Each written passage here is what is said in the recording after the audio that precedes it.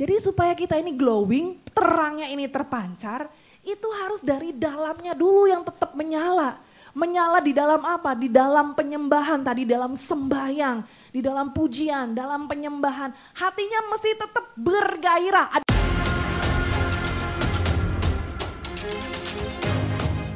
Minggu lalu atau kemarinnya lagi ya, minggu lalu. Ada yang bilang, Kak Feli kapan WL ibadah 1, ibadah 2 katanya gitu. Siapa yang sempat ngomong kayak gitu? Ada yang ketemu juga di lift. Sekarang saya WL ya. 1 lagu saja, saya take over ya. Iya, sebelum kita dengar firman Tuhan, yuk kita mau belajar. Ada satu pujian yang rasanya di sini belum pernah dinyanyiin, tapi selama 1 minggu lebih belakangan ini, saudara, ini lagu setiap hari itu puluhan kali saya puter terus di mana-mana.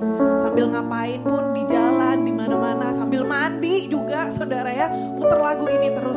Dan lagu ini sangat memberkati, jadi berkat buat saya dan saya rindu lagu ini juga boleh memberkati setiap kita semua. Perhatikan setiap liriknya, kata-katanya sungguh luar biasa dan pasti akan jadi berkat buat setiap kita semua. Yuk kita mau belajar sama-sama ya. Sekali Yesus, selamanya Yesus, harapanku takkan hilang, karena kasih-Nya senangku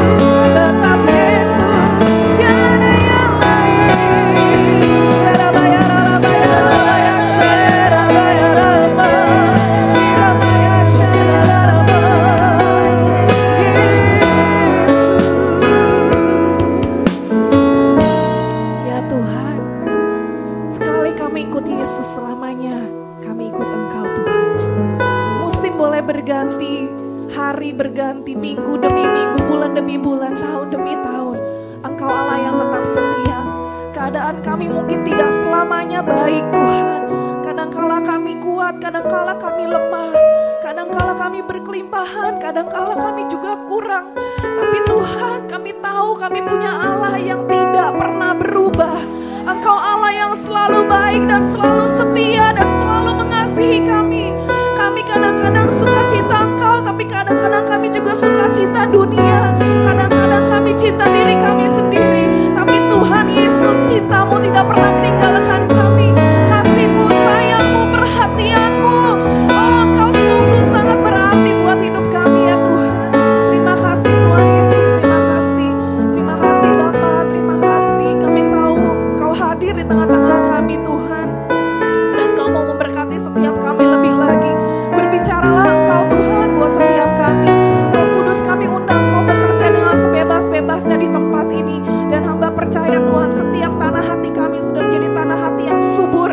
Waktu benih firman Tuhan ditaburkan, itu mulai tumbuh, berbuah, bahkan dengan lebatnya Tuhan dalam kehidupan kami. Terima kasih Tuhan, tutup bungkus dengan kuasa darah Yesus. Dan kami persilahkan Roh Kudus bekerja sebebas-bebasnya. Di dalam nama Yesus kami siap menyambut berkat-Mu. Sama-sama katakan, amin. Tepuk tangan yang terbaik buat Tuhan Yesus. Haleluya. Sebelum duduk, kasih tos kiri kanannya, perkatakan tema tahun 2024. Katakan, bangkit jadi teranglah. Bangkit jadi teranglah.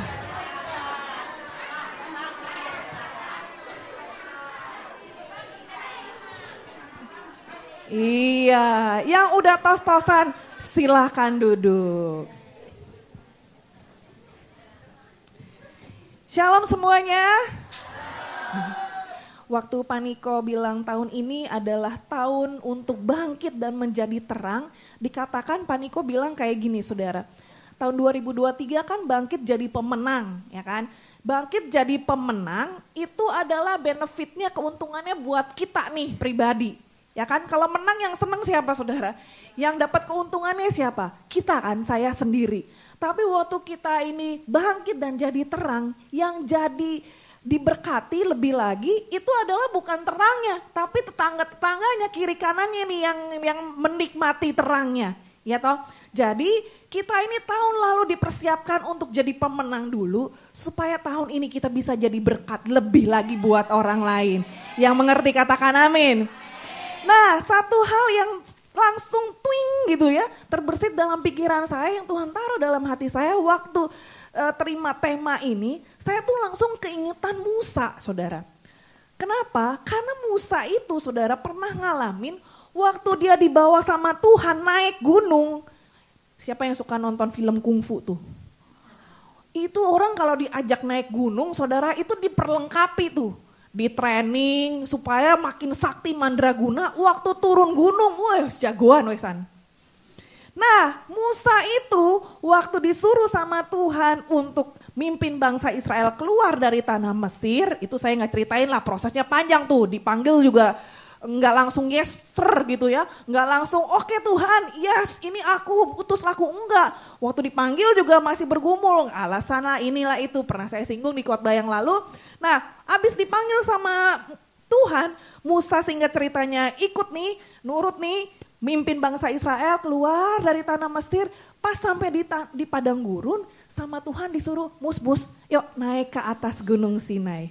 Lah iya panggilan akrabnya mus toh. Lah iya aku manggil kamu ya Dede gitu kan. Masa aku manggilnya DJ Traffic Katupajan. Wah kepanjangan saudara ya. Ya panggilan akrab singkat itu singkat aja. Kalian juga manggil saya Kavel ya kan. Padahal saya bukan Kavel, Felicia Sofianti gitu kan. Tapi kan aneh kalau kalian manggil Kak Felicia Sofianti. Aduh kok kaku banget gitu ya. Lah kan akrab ya. Tuhan sama Musa itu ikrip banget saudara ya. Nah saking akrabnya sampai ikrip gitu. Nah jadi dipanggil, ayo mus, aku pengen ngomong-ngomong, aku pengen kasih surat cinta nih buat umatku. Ayo naik kok ke sana, kamu puasa 40 hari 40 malam. Kok ya strong gitu loh. Soalnya mau diperlengkapi kan, sakti mandraguna pas lagi turun saudara. Coba keluarin ayatnya.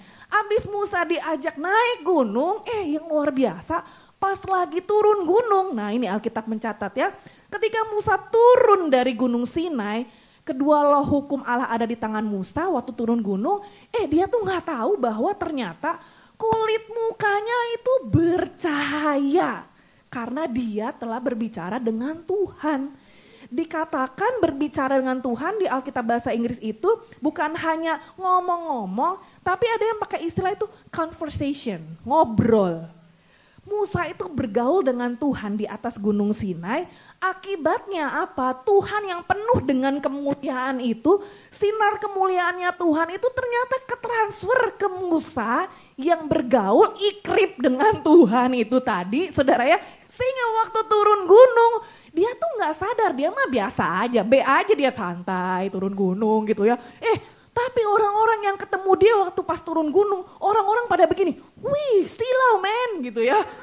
Ternyata mukanya Musa itu berkilau, dikatakan bercahaya. Alkitab bahasa Inggris ada yang bilang shine, pakai kata shine, shining, atau ada yang pakai kata glowing. Saya lebih suka pakai kata glowing. Kayak itu tuh kalau pakai skincare kan tujuannya supaya glowing ya kan. Itu Musa naik ke atas gunung Sinai itu bukannya dipermak pakai skincarean macem-macem, enggak. Tapi ngobrol sama Tuhan, menjalin keakraban sama Tuhan, bergaul sama Tuhan. Sehingga kemuliaan Tuhan itu kan dicatat juga di Alkitab. Tuhan itu terangnya tuh luar biasa sampai kita gak bisa lihat tuh mukanya. Waktu Tuhan turun itu orang-orang cuma bisa lihat sinarnya doang, terangnya doang. Tuhan tutupin mukanya, wajahnya karena terlalu bersinar. Nah sinar itu, glowingnya Tuhan yang seperti itu ketransfer buat orang-orang yang bergaul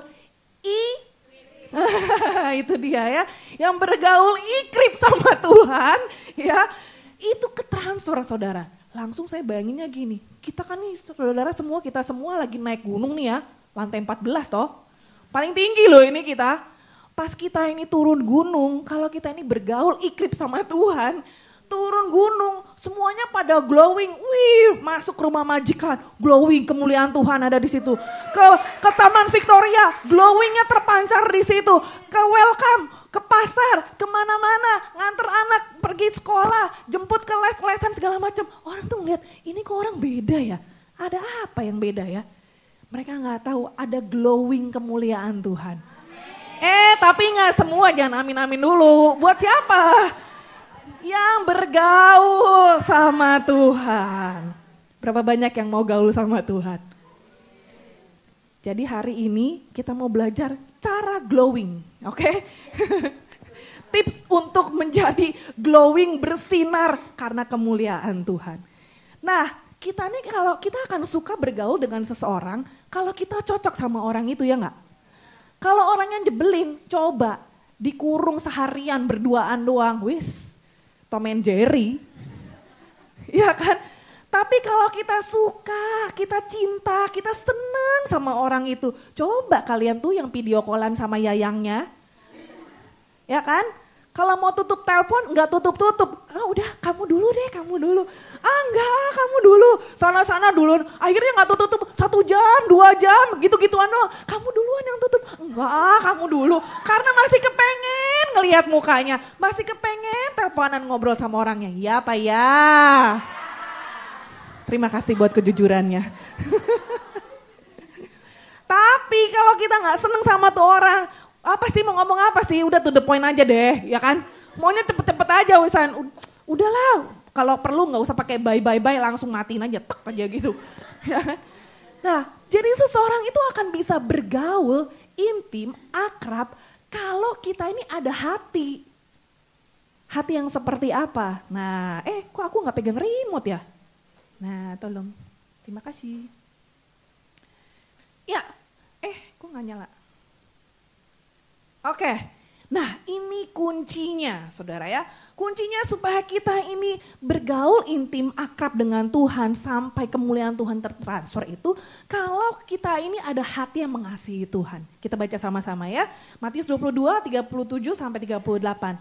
Jawab Yesus kepadanya, kasihilah Tuhan Allahmu dengan segenap hatimu, dengan segenap jiwamu, dengan segenap akal budimu. Itulah hukum yang terutama dan yang pertama. Jadi di atas segala-galanya, artinya yang terutama itu top of the top, paling number one, kalau pokoknya paling atas itu mesti cinta Tuhan dulu.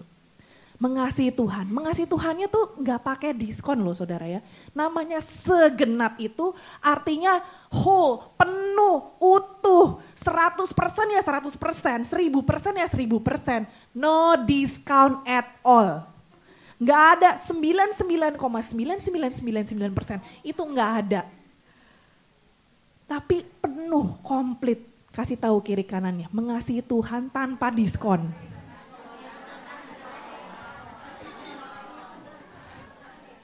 Setuju? Tapi kenapa ya? Kita seringkali suka kasih diskon tuh. Mentang-mentang kalau ada sale-sale kita seneng kalau lagi di toko gitu ya. Tapi kalau sama Tuhan gak boleh pakai diskon. Kan sekarang lagi musim dingin. Waduh 5 derajat nih, 5 derajat.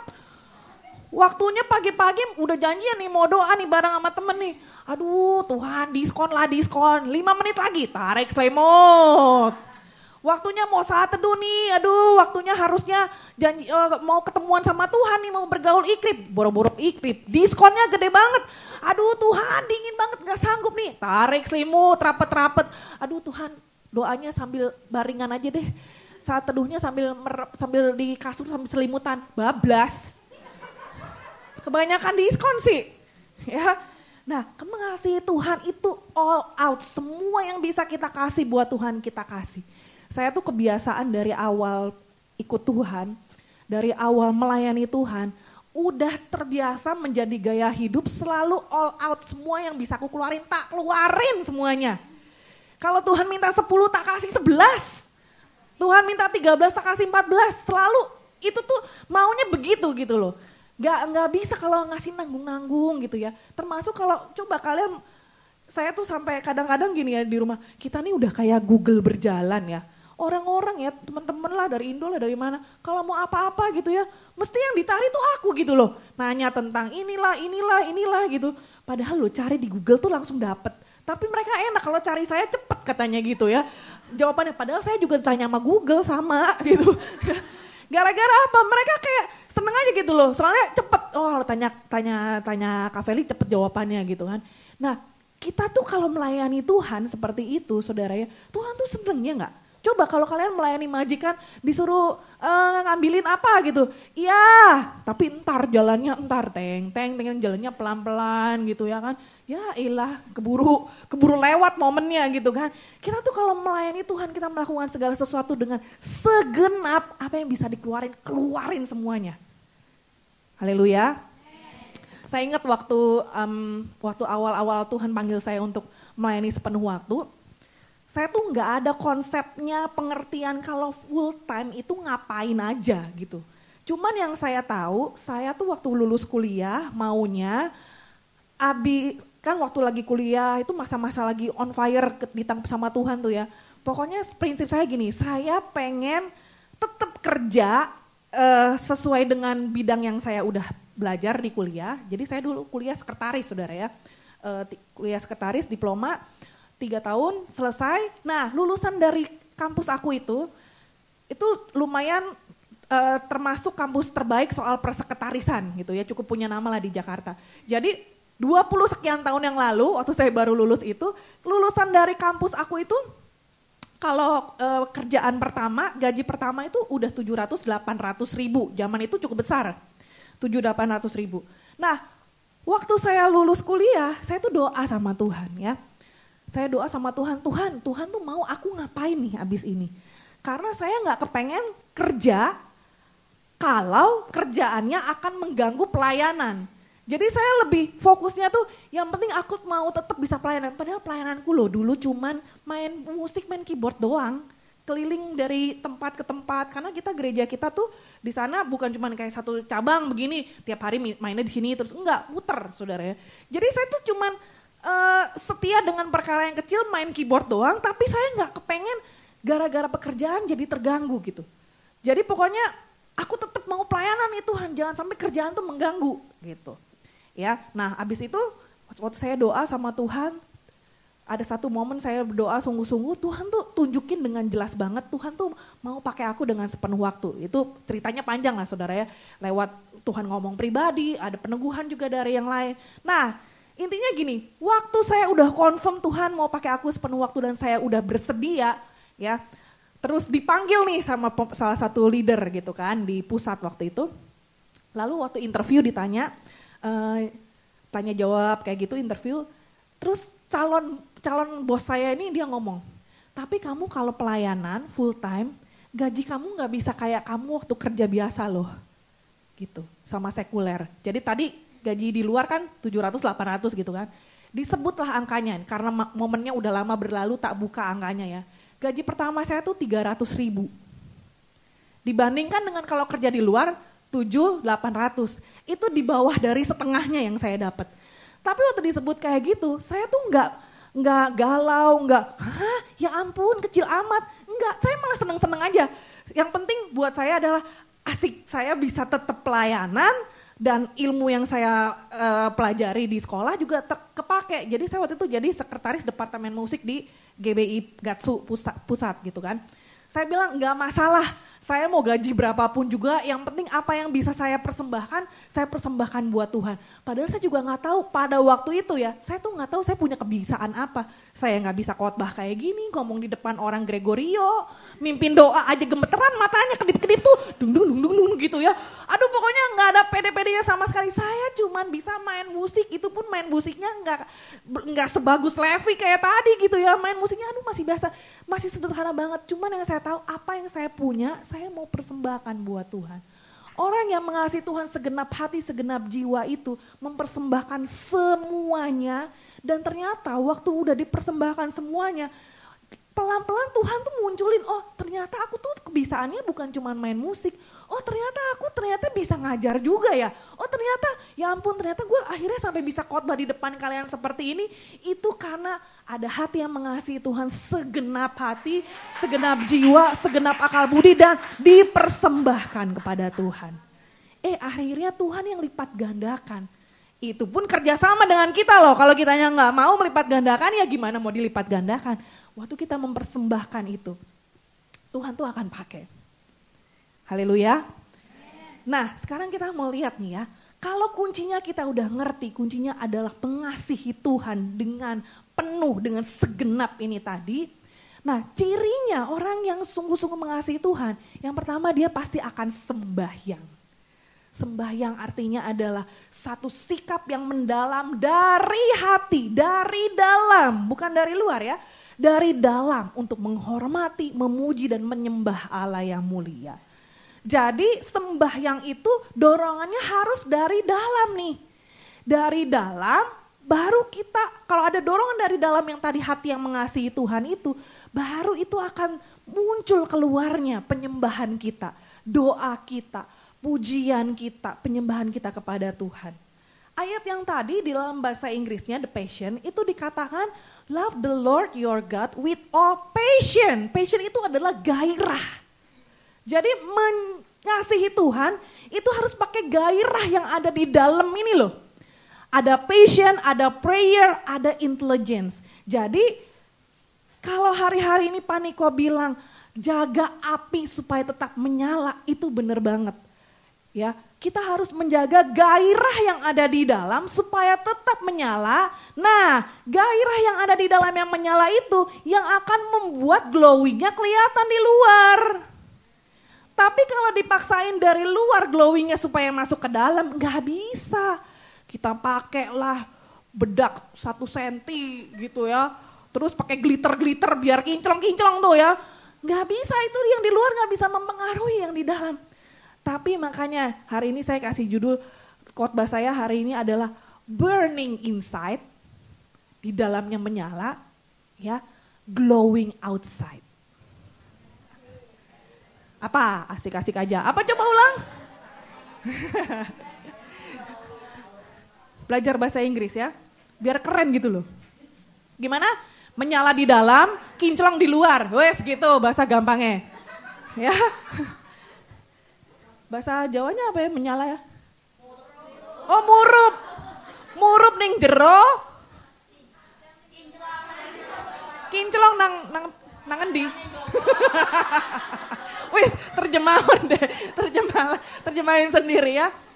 Burning inside, glowing outside. Keren kan? Jadi supaya kita ini glowing, terangnya ini terpancar, itu harus dari dalamnya dulu yang tetap menyala. Menyala di dalam apa? Di dalam penyembahan tadi, dalam sembahyang, di dalam pujian, dalam penyembahan. Hatinya mesti tetap bergairah, ada passionnya. Bapak Gembala kita seringkali bilang, di mana hatimu berada, di situ ada gairahmu. Kalau kamu ada hati, pasti kamu bergairah. Kalau kamu ada hati untuk kamu kerja di rumah majikan, kerjanya pasti gak malas-malesan. Kerjanya pasti on fire, kerjanya bergairah. Kalau kamu ada hati untuk melayani Tuhan, kamu gak akan sungut-sungut. Kamu akan bergairah di dalam. Haleluya. Nah ini saudara, jadi sungguh-sungguh ayo kita mau lebih lagi sembahyang. Ya, ada passion di dalam sembahyang kita. Ada prayer, tadi saya udah sempat ceritain. Berdoa, minta tuntunan Tuhan. Apa-apa tuh minta tuntunan Tuhan. Jangan kerjain dulu baru laporan sama Tuhan. Baru ngomong sama Tuhan. Ya Tuhan, aku kemarin udah keburu itu si Mas Bejo itu loh. Kemarin aku ditembak, aku udah jawab iya ya. Jadian loh kita sekarang Tuhan. Tuhan tolong restuin ya. Oh enak. Kalau mau ikut Tuhan, sembahyang sungguh-sungguh itu, tanya Tuhan dulu, Tuhan jawab, terima jawaban Tuhan, baru melangkah. Jangan dibalik, melangkah dulu, baru laporan sama Tuhan. Nanti kalau ada apa-apa Tuhan, nangisnya sama Tuhan. Tuhan, gimana ini Tuhan? Mas Bejoku diambil orang. Lalu pas lagi mau nyosor sama Bejo, lu gak ngomong-ngomong. Udah ditinggal nangis-nangis, baru dateng gitu kan. Ya, kita nih waktu kita lagi berdoa, seperti kita nih ya, kalau datang ke dokter dulu, semua pernah ke dokter toh? Nah kalau kita datang ke dokter, kita laporan nih sama dokternya. Dok, aku nih ya sakit kelapa. Oh iya kepala. Aku tuh kalau sama Levi di rumah, kata-kata bahasa kita tuh suka diwalik-walik soalnya ya. Kebelet jadi kelebet gitu kan. Kelapa jadi kepala, kepala jadi kelapa ya begitulah. Jadi gitu, datang ke dokter itu kita kan laporan nih. Keluhannya apa aja, oh sakit ini, oh mataku merah, hidung melet, haulongtong, terus encokan, udah gitu. Aduh pokoknya keluhannya ceritain, ya penyakitku ini loh dok, begini. Pas kita udah cerita selesai sama dokternya, terus kita lihat jam, aduh kaucung ini, kuahku di rumah supnya belum dimatiin. Udah ya dok ya, tak pulang dulu. Lah dokternya belum ngomong apa-apa, kamu udah tinggal pergi. Dapat resep gak kira-kira? Selesai gak masalahnya? Kita kadang-kadang kalau berdoa sama Tuhan dalam prayer kita cuman sekedar laporan, Tuhan aku udah kerjain ini, aku mau kerjain ini dan itu. Udah ya Tuhan, amin. Padahal tuh Tuhan mau ngomong, bergaul, pengen kasih tips, pengen kasih resep, pengen kasih tuntunan, kamu tuh begini loh nak, begini. Kitanya wis mabur. Kitanya udah amin duluan, kitanya udah gak mau denger lagi Tuhan ngomong. Yang namanya masuk dalam keintiman, dalam sembahyang, di dalam prayer itu ada komunikasi dua arah. Makanya kenapa Musa bisa begitu glowing itu, karena mereka tuh ngomong-ngomong, bukan cuma sekedar laporan. Haleluya. Jadi kalau kita mau sungguh-sungguh dari dalam ini burning, supaya glowingnya di outside kelihatan, ya, ayo jalin keintiman di dalam doa-doa kita, kasih waktu lebih lagi buat Tuhan. Yang setuju katakan amin. Terus di dalam sembahyang juga dan juga di dalam kita menjalin keintiman sama Tuhan, buktinya apa? Yang berikutnya, kita tuh kalau mengasihi Tuhan akan kelihatan kita akan nurut sama perintah Tuhan. Haleluya. Setuju? Semuanya berbeban berat. Susah kak kalau untuk nurut perintah Tuhan tuh, waduh wangel. Iya kalau perintahnya cocok sama yang aku mau lah, Tuhan itu suka gitu loh. Aku maunya gini, sama Tuhan disuruhnya ngono. Pengennya aku kiri, sana nganan. Lo gimana toh Tuhan, susah ya suruh nurut perintah Tuhan itu. Apalagi kita tahu bahwa ternyata perintah Tuhan itu bukan hanya lewat firman Tuhan, tapi juga kadang-kadang lewat orang atasan atau pemimpin yang Tuhan taruh dalam hidup kita. Wah ini lagi lebih susah lagi, kalau ikut Alkitab malah lebih gampang. Lah ini disuruh ikut manusia yang Tuhan taruh di atas kita. Wah susah ini, disuruh taat sama suami. Aduh susahnya minta ampun. Haleluya. Tapi ini Tuhan bilang kalau kamu mengasihi aku, kamu akan menuruti apa? Apa? Segala. Bukannya pilih-pilih. Tapi semua yang Tuhan perintahkan, kita akan ikut perintah Tuhan. Lah gimana mau ikut perintah Tuhan kalau nggak ngerti perintah Tuhan apa? Makanya baca firman Tuhan.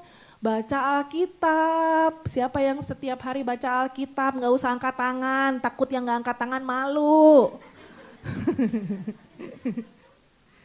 Tahu sendiri lah ya. Ayo kita makin rajin lagi, makin setia lagi dalam pembacaan firman Tuhan. Mumpung masih awal tahun nih, kemarin saya kasih tahu anak-anak murid-murid kom, supaya kita bisa baca satu Alkitab full sepanjang tahun ini. Ikutin tuh loh yang di Warta. Ya, santapan hariannya, renungannya itu kan di bawah ada bacaan tahunan. Kalau kita ngikutin itu, 1 tahun kita ikutin terus, itu 1 tahun selesai Alkitab, 1 Alkitab. Sekarang kan mau masuk bulan 2 nih. Kalau kemarin udah kelewatan, ya berarti utang yang kemarin, mulai hari ini baca 2 hari punya, supaya selesai. Gitu. Mau enggak? Enggak, udah dah, jangan amin lah. Dah janji sendiri sama Tuhan nanti amin, udah dicatat sama malaikat, lu mah amin doang kagak kerjain. Udah gak usah ngomong lah, langsung kerjain aja. Benefitnya kalau kita ini rajin baca firman Tuhan, ada satu penelitian ya, buat orang umur 8 sampai 80 tahun, itu diteliti waktu mereka ini rajin baca Alkitab, minimal 1 minggu itu baca 4 hari yang baca Alkitab. Ternyata itu penelitian menunjukkan bahwa terjadi penurunan ya tentang hal-hal berikut ini. Yang pertama, merasa sendiri, loneliness itu menurun 30% hasil dari rajin baca Alkitab. Jadi kalau masih ada yang suka ini mengasihani diri sendiri, aduh kasihan ya gue ini jomblo, terus udah 30 tahun jomblowati terus, aduh kasihan ya gue. Nah kalau masih ada yang kayak gitu berarti kurang baca Alkitab rasanya. Tapi kalau rajin baca Alkitab ini turun 30% Rek. Ya. Terus apalagi kepahitan itu turun 43%. Lalu kemarahan, emosi yang meledak-ledak gitu ya. Sukanya ngamuk, sukanya marahan gitu kan. Nah ini menurun 32%. Terus keterikatan kepada alkohol juga menurun 42%. Dan yang terakhir menonton pornografi itu menurun tinggi banget 60% hasil dari rajin baca Alkitab. Jadi mulai hari ini saya ingin ajak semuanya ayo setiap hari baca firman Tuhan. Kalau kamu punya waktu untuk scroll, IG lah, Facebook lah, YouTube lah, itu kalau udah scroll tuh, itu bisa makan waktu 30 menit sampai 1 jam. Kalau kamu punya waktu untuk nge-scroll, kenapa sih gak punya waktu untuk baca firman Tuhan? Jadi abis ini, kalau kalian mau mulai nge-scroll nih, belum baca Alkitab, stop dulu ini jarinya jangan scroll. Buka Alkitabnya dulu, baca firman Tuhan dulu. Yang setuju katakan amin. Beneran udah dicatat sama malaikat tuh yang udah amin ya. Nah nanti pas mau buka Facebook, aduh belum baca firman dulu baru buka Facebooknya. Haleluya.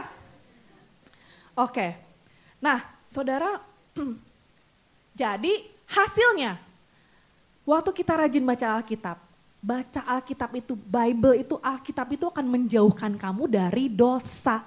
Atau dosa yang akan menjauhkan kamu dari Alkitab. Pilih yang mana, yang pertama apa yang kedua? Ya tentu yang pertama. Makanya jangan sampai dosa yang mengikat kita, tapi biarlah Alkitab atau firman Tuhan yang menuntun hidup kita. Firman Tuhan jadi terang dan pelita dalam hidup kita. Amin. Nah sekarang ini kan ibadah kedua kan waktunya rada panjang ya. Aku rada lewat gak apa-apa ya. Ini banyak nih yang penting yang aku mau sampaikan. Tadi kan kita ngomong nih di awal. Kita nih perlu menjaga api yang di dalam itu terus menyala ya toh. Supaya glowingnya itu kelihatan di luar. Nah masalahnya kalau kita mau jujur-jujuran nih. Menjaga api itu kadang kalau di dalam masa yang gak enak itu kan susah ya. Pernah gak sih ngalamin gitu? Apa cuman saya doang? Ya jangan pikir seorang Kak Feli gak pernah padam loh apinya. Pernah juga, ya kan? Nah, bahkan di Alkitab aja ada satu tokoh yang dicatat di Alkitab, saudara, kita belajar dari Elia. Elia itu dia pernah melawan 450 nabi Baal. Ingat ceritanya itu? Dia udah begitu hebatnya, satu lawan 450, satu vs 450, yang menang yang satu, ya kan? Dia berhasil membuktikan di depan seluruh orang Israel bahwa Tuhannya adalah Tuhan yang benar. Abis dia sakti banget, debak banget dipakai sama Tuhan seperti itu. Terus si istrinya Raja Ahab, sebel itu kan. Dia nguber si Elia, mau nangkep, mau bunuh Elia. Waktu dalam pelariannya itu, si Elia itu dia ngerasa depresi kalau bahasa zaman sekarang mah. Ya, dia ngerasa abis dia ngelakuin pekerjaan Tuhan yang luar biasa, abis dipakai sama Tuhan dahsyat, dia malah ngalamin dia tertekan, dia depresi sampai dia bilang, cukuplah itu sekarang Tuhan, ambil aja nyawa gue, aduh gue mau mati aja deh rasanya. Aduh gue nih nggak ada yang belain gue nih. Dia sampai ditanya sama Tuhan 2 kali, dia jawab seperti ini, Tuhan aku tuh udah kerja all out loh buat Tuhan, istilah bahasa sekarangnya tuh gitu ya. Udah kerja abis-abisan buat Tuhan, aku udah, tadi tuh udah Tuhan minta 10 aku kerjain 11, Tuhan minta 13 aku kerjain 14, aku udah all out banget buat Tuhan. Tapi aku nih gak ada bolonya, aku nih gak ada temennya. Semua orang kayaknya nyerang aku, kayaknya aku yang disalahin, kayaknya aku gini, aku begitu. Udahlah, mati aja aku Tuhan. Elia ngalamin seperti itu, saudara. Saudara tahu beberapa tahun yang lalu saya pernah ngalamin dalam posisi itu. Sampai ada satu titik, Kojon tuh udah lama kepengen pindah ke Indonesia. Saya selalu bilang, enggak lah, gak mungkin lah aku ninggalin gereja pindah ke Indonesia, gak mungkin. Itu udah sering kali ngomong seperti itu. Tapi ada satu titik beberapa tahun yang lalu, ini sekarang saya baru buka, saya baru cerita karena udah menang saudara ya. Waktu beberapa tahun yang lalu saya ngalamin di proses sama Tuhan, aku rasanya kayak Elia. Tuhan aku nih udah all out loh, Tuhan kurang apa lagi aku ini udah kasih semuanya. Udah bener-bener semuanya, segala waktu, segala tenaga, segala talenta, segala keringet, segala sampai jeroan-jeroan, usus, ginjal semua udah persembahkan sama Tuhan nih. Udah habis banget nih, udah pokoknya waktu buat keluarga juga udah dikorbanin segala macam. Udah segini all out, masih kurang aja, masih diomongin orang aja, masih dibilang beginilah, begitulah. Sampai ada satu titik saya bilang, apa aku pindah ke Indo aja ya? Tak tinggalin aja udah sini, biarin tuh yang ngomongin biar tahu rasa. Itu saya pernah mikir seperti itu. Beneran saya cek, Levi kan paspor Hong Kong, gimana caranya biar dia bisa tinggal di Indonesia lama ya? Ganti paspor Indo bisa gak ya? Saya udah sampai ke titik itu. Saya udah sampai ke titik kira-kira nanti Kojon bakal kerja apa ya kalau kita pindah ke Indonesia. Saya udah gak peduli lagi deh di gereja gak ada full time-nya, di gereja mau kayak apa gak ada yang main musik segala macam, bodo amat deh. Pokoknya aku udah ngerasa kayak si Elia kayak gitu. Percuma kayaknya gue sia-sia nih yang gue udah kerjain semuanya. Gak ada orang yang respect, gak ada orang yang peduli, gak ada orang yang menghargai, gak ada orang yang gimana-gimana, malah diomongin, malah begini, malah begitu. Ya udah gue tinggal aja. Itu daging saya yang ngomong seperti itu. Saudara, waktu kita dalam keadaan seperti ini, perhatikan dengan siapa kita bergaul. Karena itu akan menentukan langkah ke depan kita benar atau enggak. Kalau aku bergaul dengan orang yang nyiramin bensin pada saat-saat seperti kayak gitu. Iya emang bener, udah lu tinggalin aja, bodo amat gereja, hancur-hancur deh. Udah lu pulang aja ke Indo, lu kan di Indonesia kan rumah kan bisa lebih gede gini-gini. Itu kalau disiram pakai bensin, itu bakal begitu. Saya gak akan berdiri di tempat ini sekarang.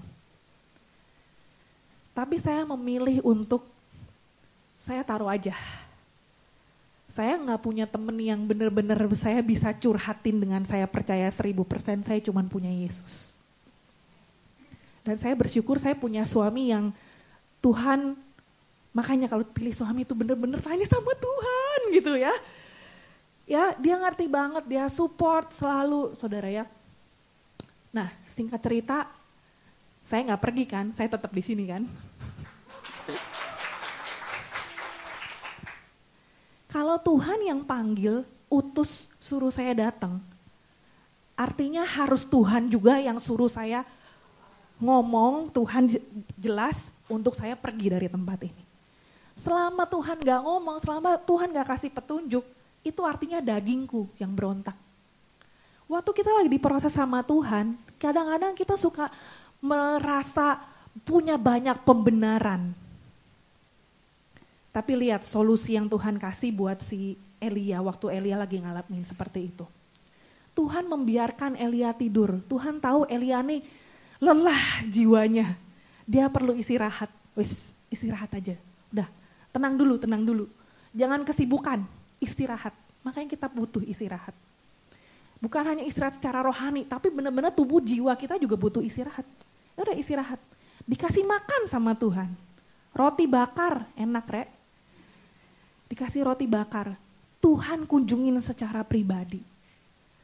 Tuhan itu gak cuman kasih ayat-ayat firman Tuhan. Oh, kamu harus begini, mesti tegar, mesti gimana. Tapi ada secara realnya Tuhan itu, udah kasih waktu kamu tenang dulu, istirahat. Makan dulu biar tubuhmu kuat. Tuhan kunjungi dia secara pribadi, Tuhan berfirman, dan Tuhan kasih kawan yang sejiwa dan sehati, yaitu Elisa. Dan Tuhan bukakan bahwa kamu tuh gak sendiri loh. Kamu aja yang lebay, kamu aja yang baper merasa kamu sendiri. Itu loh, aku tuh ngumpetin masih ada 7.000 nabi-nabi yang pro sama kamu. Kamu aja yang lebay, mikirnya kepanjangan, mikir kamu berjuang sendiri.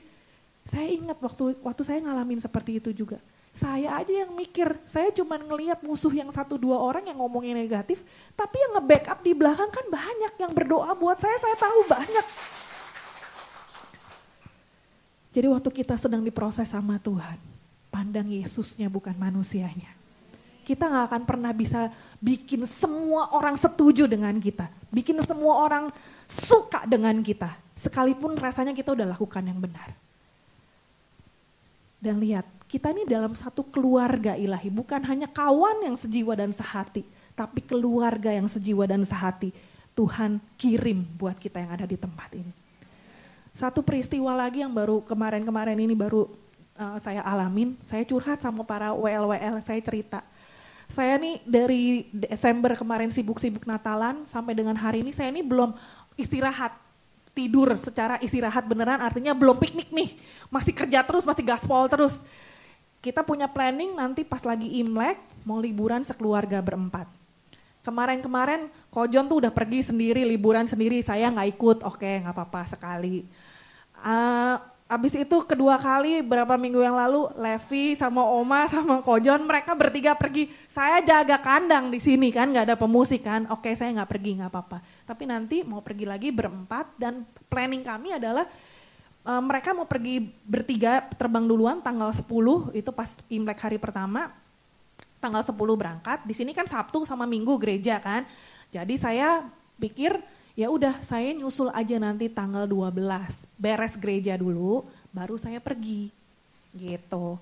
Kita don't mind, bener-bener aku sama sekali gak ada hati, ya kok aku ditinggal lagi, aku nyusul, gak ada sama sekali kepikiran itu, sedikit pun gak ada. Suamiku, keluargaku semua juga mereka sangat ngerti dan dukung pelayanan yang ada di tempat ini. Jadi mereka juga asik-asik aja, ya udah nggak apa-apa kamu nyusul aja ya. Ya paling aku rugi 2 hari gitu kan, maksudnya aku nggak ikut mereka 2 hari, tapi oke nggak apa-apa. Terus seminggu yang lalu sebelum papi ulang tahun, saya ingat tanggal 15 tuh. Ibu Gembala telepon saya. Beliau bilang, Om Bobi bilang, kamu pergi aja tanggal 10. Waktu saya terima info seperti itu, saya gak bisa, hatiku gak bisa terima. Artinya gini, aku udah biasa all out loh, ini gereja gimana kalau aku pergi hari Sabtu dan Minggu 5 ibadah ini gimana? Enggak lah Tan, aku bilang, aku udah biasa kok gak apa-apa. Justru yang biasa itu jangan terus dibiasain. Ini waktunya kamu pergi aja berempat sama-sama sekeluarga. Aku masih ngeyel. Enggak lah. Aku enggak bisa aku enggak tega lah. Enggak mungkin aku seorang saya tuh membiarkan gereja enggak ada musik terus sayanya pergi asik-asik gitu, pergi loyang kan bukan sesuatu yang urgent banget yang gimana gitu kan. Jadi enggak apa-apa. Udah nurut aja. Om Bobby bilang gitu. Oke, tutup telepon. Itu saya nangis 2 hari saudara gara-gara itu. Saya juga gak tahu kok saya segembeng itu ternyata ya. Tapi saya tahu Tuhan tuh udah banyak merubah hati aku gitu. Gara-gara itu aku beneran nangis 2 hari. Karena satu sisi aku pengen sih sama keluarga aku sama-sama. Tapi aku punya keluarga yang jauh lebih besar ukurannya. Keluarga ilahi ini dan aku gak bisa tinggalin begitu aja gitu loh. Terus mana mungkin aku bikin jadwal Lewi gak ada pemusiknya kosong gitu kan gak mungkin gitu loh. Jadwal tuh udah jadi pada waktu itu. Saya udah taruh namaku Felicia 5 kali di situ. Ya, beneran kok gak apa-apa dan gak apa-apa. Itu aku nangis 2 hari, saudara malamnya Kojon on-wine aku. Maksudnya dia ngomong ke aku gini, di sini aku khotbahkan buat kalian, tapi di rumah yang khotbahin saya tuh dia. Ya. Jadi sebetulnya apa yang aku sampaikan itu sumbernya dari dia. Nah, jadi waktu malam aku masih nangis banget gitu. Aduh, aku nggak bisa deh, pokoknya nggak bisa aku ninggalin. Buat orang lain mungkin gampang banget ya. Ya iyalah disuruh sama bos liburan gampang gitu, ya udah pergi aja. Tapi aku ada satu tanggung jawab. Aku udah biasa all out loh buat Tuhan. Kok rasanya kalau aku tinggalin aku nggak bertanggung jawab. Aku kok kayaknya, aduh ninggalin ini gimana nanti ibadah gitu kan. Nah waktu aku masih lagi nangis-nangis kayak gitu, suamiku bilang, udah kamu tuh jangan pakai pikiran kamu sendiri. Pemimpin udah ngomong kayak gitu, udah ikut aja. Berarti kan dia yang tanggung jawab, yang nanti dia yang atur lah gimana-gimana. Yang dia ngomong itu sebenarnya dari ayat firman Tuhan tuh, Amsal 3 ayat 5-6. Ya akuilah dia dalam segala lakumu, jangan pakai kekuatan pikiran kita sendiri, tapi akui dia dalam segala laku, maka dia akan meluruskan jalan kita gitu. Nah itu masih susah banget untuk bilang yes, susah banget, masih gak bisa. Saya bergumul sama Tuhan dan Tuhan ngomong satu kalimat. Itu terus terngiang-ngiang dalam hati dan pikiran aku. Let God be God. Biarkan Tuhan yang jadi Tuhannya, bukan kamu yang jadi Tuhannya. Dengan kamu menolong Tuhan, kamu ada di sini, kamu pikir dengan permainan musikmu, kamu menghadirkan hadirat Tuhan gitu. Tuhan bisa bekerja dengan cara yang lain. Let God be God. Seringkali kita kayaknya udah lakukan yang benar, lakukan yang baik. Untuk kayaknya kita menolong Tuhan, padahal Tuhan punya cara lain untuk melakukan karyanya Tuhan. Itu Tuhan ngomong terus seperti itu, let God be God, let God be God. Dan akhirnya saya nyerah, saya bilang, oke Tuhan. Tuhan lagi ngajarin aku sesuatu supaya aku nih mulai enggak aku yang jadi kayak enggak ada kamu juga enggak apa-apa kok. Tuhan tetap kerja kok. Dan saya curhat sama teman-teman yang WL dan saya dapat satu konfirmasi juga dari mereka. Mereka semua pada bilang, enggak apa-apa kok Kak, kita pernah kok pakai gitar. Oke kok, pakai gitar enggak apa-apa gitu. Dan itu jadi satu konfirmasi banget. Ya aku sambil chattingan tuh aku sambil nangis lagi saudara. Oh terima kasih Tuhan gitu ya. Anak-anak nih ternyata mereka juga support gitu. Yang gak ada satupun yang bilang ya jangan pergi dong Kak. Apa gimana, gak ada saudara ya. Tapi kita bisa kok Kak seperti itu. Dan setelah deal seperti itu. Besokannya Tuhan kasih hikmat lagi yang baru. Kasih kreativitas yang baru. Oh ya pakai gitar. Pakai gitar. Terus tiba-tiba twing. Oh pakai gitar plus keyboard. Hari ini nanti saya akan bikin audisi nih buat teman-teman yang Lewi. Nanti akan dilahirkan tukang pencet keyboard untuk mendampingi yang main gitar. Jadi nanti bakal bunyi gitar sama suara drum dari keyboard gitu loh. Nanti 2 minggu ini tak ajarin gimana caranya mencet. Nah kan jadi sesuatu yang baru gitu. Haleluya. Jadi di sini saya izin ya, saya menghilang 1 kali hari Minggu ya. Seperti itu. Dan saya bersyukur dengan seperti itu, saudara ya, bukan berarti bahwa apinya jadi hilang, enggak. Tapi itu ada satu kobaran yang baru bahwa Tuhan tuh luar biasa ya. Tuhan tuh bisa bekerja dengan cara yang macam-macam gitu loh. Dan saya mengenal Tuhan lebih lagi. Karena apa? Membiarkan Tuhan yang jadi Tuhannya. Bukan aku yang jadi Tuhannya. Tuhan punya cara untuk mengatur segala sesuatu, pegang kendali dalam hidupmu, dalam hidup kita. Dalam permasalahan apapun yang sedang kau alami hari-hari ini. Apapun yang kau sedang hadapi untuk mungkin engkau lagi ngalamin satu situasi di mana apimu di dalam ini mulai redup gara-gara permasalahan yang sedang kau alami. Pesannya hari ini, biarkan Tuhan yang tetap jadi Tuhan berdaulat dalam hidupmu. Kayak pujian yang tadi, dalam segala keadaan baik, keadaan gak baik, waktu kita diberkati, waktu kita kurang, waktu kita kuat, waktu kita lemah. Jangan lihat manusianya, lihat Tuhannya, pandang Tuhannya. Kalau kita lihat manusianya, seringkali kita bisa kecewa, seringkali kita bisa marah dan mungkin kayak Elia, kabur aja lah aku, maunya melarikan diri dari keadaan. Tapi waktu kita pandang Yesus, sekali Yesus tetap Yesus, Tuhan yang akan berikan kekuatan buat setiap kita. Sehingga api yang di dalam ini tetap menyala. Dan sinar kemuliaan Tuhan, glowingnya itu akan terpancar dari hidup kita. Haleluya, yuk kita bangkit berdiri sama-sama.